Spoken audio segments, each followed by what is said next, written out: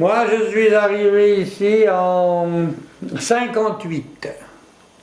58 et je suis parti en 73, en 93, quand j'ai eu 60 ans. Je commençais des fois à 6 heures du soir et je finissais le matin à 10 heures, ça dépend.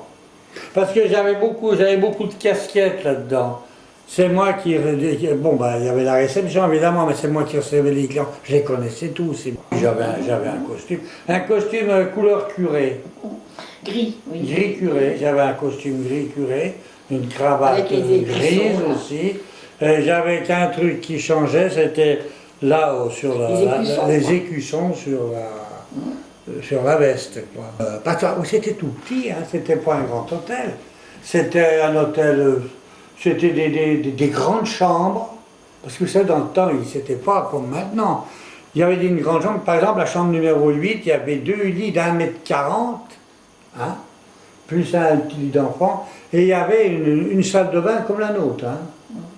Et alors, quand les gens venaient, je vous parle de ça, moi, il n'y a pas 50 ans, il y a presque 75 ans, ou 80 ans, avec la guerre de 14.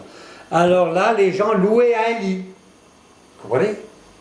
Et il pouvait y avoir 2 couples. Vous comprenez ce que je veux dire? Il y a eu la commandanture, alors c'était spécial déjà là. Alors c'est-à-dire que dans la rue, dans la grande rue, vous n'aviez pas le droit de passer de descendre en bicyclette. Parce que moi je l'ai vu ça, puisque j'avais quand même 10, 11 ans même. Alors les Allemands là, ils étaient des sentinelles de militaires, comme dans toutes les armées du monde. La grand-mère, elle avait fait un coup formidable dans la cave. Un jour, je dis, bon Dieu, moi j'en ai marre, on se tape la tête dans cette cave. Alors monsieur Krantz, il dit comme ça, vous avez qu'à la creuser, cette cave. En la creusant, qu'est-ce qu'on trouve? Des bouteilles de vin. La mère Junon, seulement elle leur avait caché les bouteilles de vin. On a trouvé, il y avait, je m'en rappellerai, c'était une bouteille attendez, elle était de 1911, disons. Quand c'était d'ailleurs un très brave homme, il a dit, bon, ben, si on va pas se casser la tête, on va pas vendre ça. De toute façon, c'est pas déclaré, je peux rien vendre de ça, moi. On les boira pour Noël. Parce que quand il venait Noël, à une époque, hein, eh ben, tout le personnel et les patrons mangeaient ensemble. Parce qu'on ne travaillait pas le jour-là, on mangeait tous ensemble. Il a sorti les bonnes bouteilles. Et après, alors, M. Krantz, il a fait construire la partie ici, qui devait avoir que 2 étages. Et ils ont calculé, et ils ont monté le 3e étage. Parce que quand il l'a acheté en 48, il a travaillé à peu près 1 an et demi dans le vieux bâtiment, et après il a fait construire. Alors, moi je l'ai vu bâtir le nouveau, c'était M. Chabert, je crois, qui a dû le faire. Parce que dans le temps, nous recevions des gens, il y avait beaucoup de gens, je ne veux pas dire ça il y a 50 ans, qui venaient avec tout leur personnel. Ah oui, avec les chauffeurs, avec les femmes de gouvernants.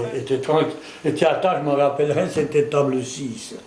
Et alors, ils arrivent à 2, le chauffeur, la casquette, la met sous son bras, puis son patron. Il dit, qu'est-ce que vous passez à table? Il dit, oui, qu'est-ce que vous pensez prendre? Mon chauffeur va s'en occuper. Bon, le chauffeur a dit, bon, alors on va prendre ça. La boisson, c'était tout le chauffeur. Et j'ai un cas que je vais vous dire. Le monsieur, il fumait pas le cigare, mais le chauffeur fumait le cigare et lui, il lui met l'odeur du tabac. J'ai même eu des clientes que le chien était assis sur une chaise. Ben, il payait, hein. Il y a eu tout là-dedans. Il y a eu tout, il y a eu des hommes politiques. Oh, quand on était un paquet, on était au moins une trentaine. Au début, hein. Maintenant, s'ils sont, j'en sais rien, peut-être une douzaine, peut-être. Mais nous, on était une trentaine, 30-35. Bon, il y en avait à l'office, il y en avait 2 à la plonge, il y en avait une à l'office, il y en avait 5 en cuisine, il y en avait 5 en salle, il y avait un barman, il y avait moi, il y avait 2 réceptionnaires, et puis les femmes de chambre encore. C'était une petite usine. Hein. Avant, il y avait beaucoup de représentants qui venaient à tourner, des gros. Hein. Il y avait la Manu. Oh là, quand la Manu venait, quand lui venait avec tout, avec ses clients, hein. Ben, il fallait la faire tourner l'usine, il fallait trouver des gens qui achètent. Ben, il y avait lui, il y avait là, lui, la fonderie, Airborne. Tout ça, c'était des usines qui ont fait travailler le sauvage. Et puis Crans était très connu dans Paris, dans le monde du spectacle. Alors on avait tous les danseurs de l'Opéra de Paris. Hein. Ah oui, ça, oui, oui. On avait les danseurs de l'Opéra de Paris, et puis on a eu beaucoup d'artistes, j'ai eu beaucoup de confidences de gens qui ont envie de se confier. Alors je me souviendrai toujours, il y avait un évêque, non, un évêque, qui était, moi je l'avais pas vu, moi il était assis dans le salon, et puis il y avait un client qui me racontait les malheurs qu'il avait avec sa fille, bon, qu'elle était partie avec un homme, que c'était pas leur milieu, tout ça. Puis après il est parti, puis d'un seul coup l'évêque se lève, il me dit, monsieur le curé, il faudra quand même que je vous entende en confession. C'était authentique. Barrault, Jean-Louis Barrault. Alors, quand tous les clients descendaient, bonjour, messieurs, dames. Alors, moi, j'étais très beau. Messieurs, dames, bonjour.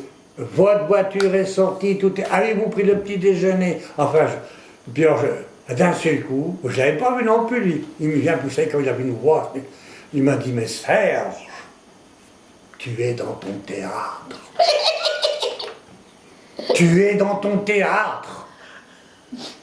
C'est vraiment beau le théâtre. Parce que lui, il vivait le théâtre, hein. Il ne connaissait rien d'autre. C'était un relais, le Sauvage. D'ailleurs, ça s'appelait Hôtel PCA. Ça veut dire Paris-Côte d'Azur. Voilà. Le bar du Sauvage, c'était quand même quelque chose. On ne peut pas s'imaginer qu'il y avait une discothèque là-dedans. Ça a très très bien marché, donc c'était ouvert le vendredi soir, samedi soir, dimanche après-midi et dimanche soir. Enfin, Tournus, c'est ce lieu où on pouvait danser. Et je me demande même comment le nombre de personnes tenaient là-bas dedans.